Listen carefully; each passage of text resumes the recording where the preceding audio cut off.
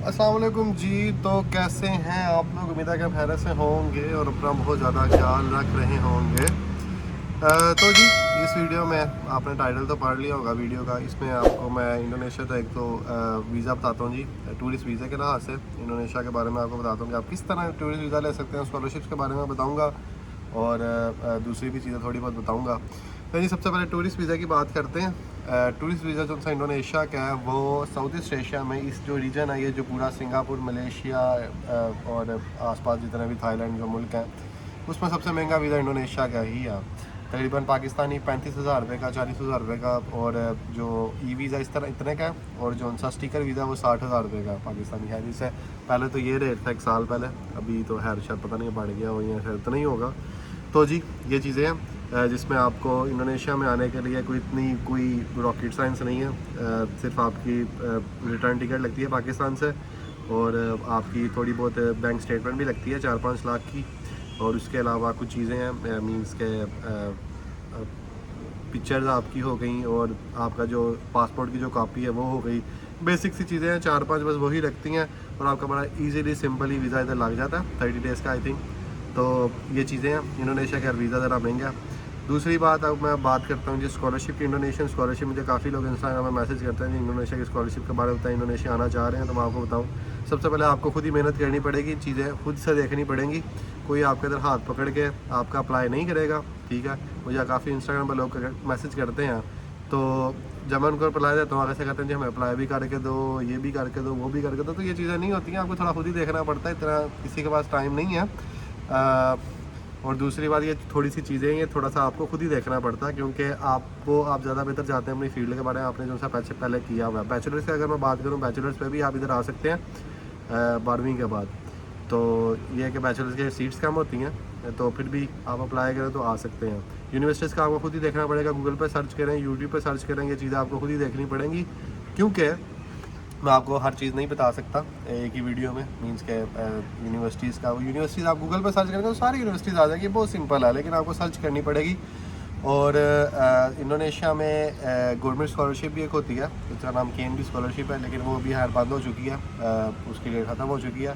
तो उसके लिए काफ़ी डॉक्यूमेंट्स होते हैं, जिसमें काफ़ी चीज़ें हैं, वो आप सर्च करेंगे तो आपको चीज़ें न समझ आएंगी। जो एम्बेसी से आपने क्या रिकमेंडेशन लेटर भी लेना होता है उस स्कॉलरशिप के लिए। और कुछ यूनिवर्सिटीज़ की जो स्कॉलरशिप होती हैं उसके लिए भी आपको एम्बेसी से रिकमेंडेशन लेटर रिक्वायर्ड होता है, लेकिन कुछ यूनिवर्सिटीज़ में नहीं होता, लेकिन कुछ में होता है। सो ये चीज़ें हैं।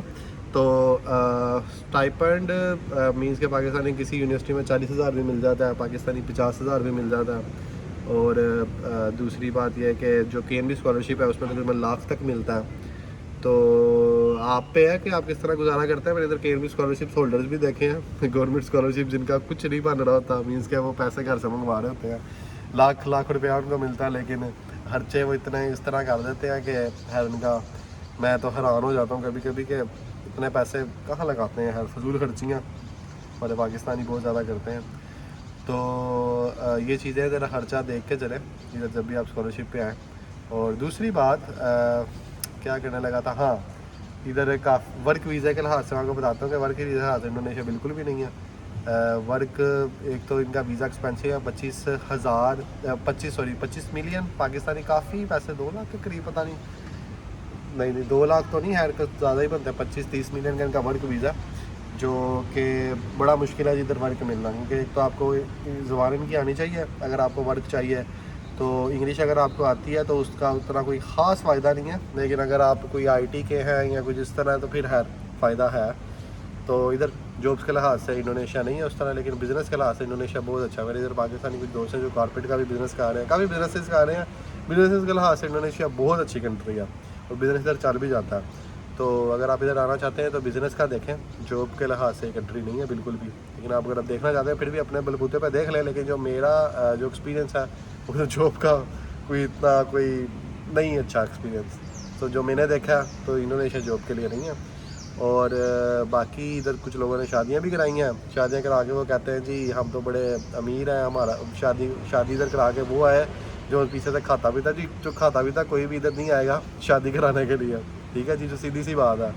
तो कुछ लोग वीडियोस में कहते हैं जी हम तो बड़े, क्या नाम है, बड़े हमारी जायदादें हैं पीछे, ठीक है, इधर आके शवारमा भी बेच रहे होते हैं। अच्छा जी, इधर मैं थोड़ी सी चीज़ एक ऐड करूँगा कि कोई भी शवारमा बेच रहा है, कोई भी काम कर रहा है तो ये बुरी चीज़ नहीं है। कोई भी, ये तो एक अच्छी चीज़ है और काम को काम के लिहाज से ही देखना चाहिए। कोई भी काम छोटा बड़ा नहीं होता, लेकिन फिर आप, लेकिन इस पर आप ये बोले हैं मैं पाकिस्तान में बड़ा स्ट्रॉन्ग था और मैं फलाना ढमकाना, मैं तो बड़ी जायदादें हैं मेरी, बड़ा स्ट्रॉन्ग बंदा हूँ मैं इंडोनेशिया में 2 साल से तो रह रहा हूँ, मुझे पता है क्या सीन चलता है इधर। खैर आपको शादी के बाद भी जॉब्स वगैरह नहीं मिलती हैं, तो आपकी जो वाइफ्स हैं वो आपको सपोर्ट करती है। कोई भी आपकी वाइफ है इंडोनेशिया में, वो आपको फाइनेंशियली स्ट्रॉन्ग करेंगी, यानी कि फाइनेंशियली स्ट्रॉन्ग तो साथ करेंगे और साथ आपको सपोर्ट भी करेंगी, क्योंकि इधर और जो बिज़नेस वो भी आपको देंगी कि आप ये बिज़नेस संभालें। तो मुझे इन चीज़ों का पता है। और लेकिन आप इसमें ये बोलेंगे मैं बड़ा अमीर हूँ, ये है वो है, हर ये कंट्री हर किसी के लिए नहीं है। हाँ, उसी के बंदे के लिए ये कंट्री है जो इधर है, वाइफ है, जो उसकी वाइफ का कोई बिज़नेस है, उसी के लिए ही ये कंट्री है। अगर शादी के बाद अगर मैं बात करूँ तो ये चीज़ें हैं। ये अगर आप देख के इंडोनेशिया अगर आप शादी भी करा रहे हैं तो बड़ा मुश्किल सीन होता है जी जॉब का। ये रियलिटी है जी, मैं आपको रियलिटी चेक दे रहा हूँ। मैं तो खैर हैरान हूँ और दूसरा में तनकीद कर रहे होते हैं लोग, वो मीन्स क्या यानी क्या मीन्स के दूसरा पाकिस्तानी में तनकीद कर, जिन्होंने तो शादियाँ कराई होती हैं, सारे एक जैसे ही हैं बहरहाल, सारे बस यूट्यूब पे व्यूज़ लेने के लिए कुछ भी करते हैं।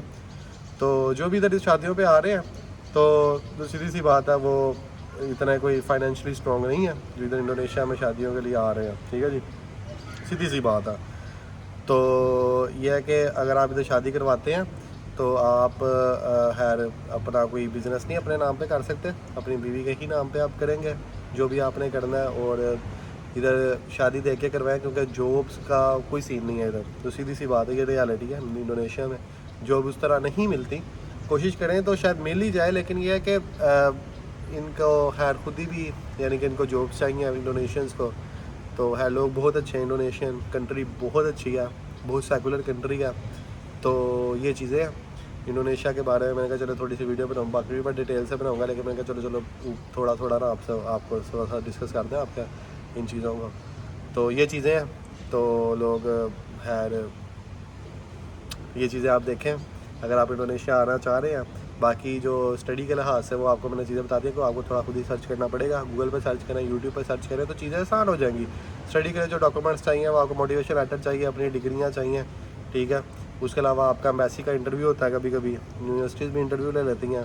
तो ये चीज़ें इतना कोई टिपिकल चीज़ें नहीं है, जब आप चीज़ों में यानी काम करेंगे तो वो आपके लिए आसान हो जाएंगी। ओके जी, ये थी आज की वीडियो। आपको पसंद है शेयर कीजिएगा, लाइक कीजिएगा, सब्सक्राइब करना मत भूलिएगा और अपना बहुत ज़्यादा ख्याल रखिएगा। अल्लाह हाफ़िज़, बाय बाय।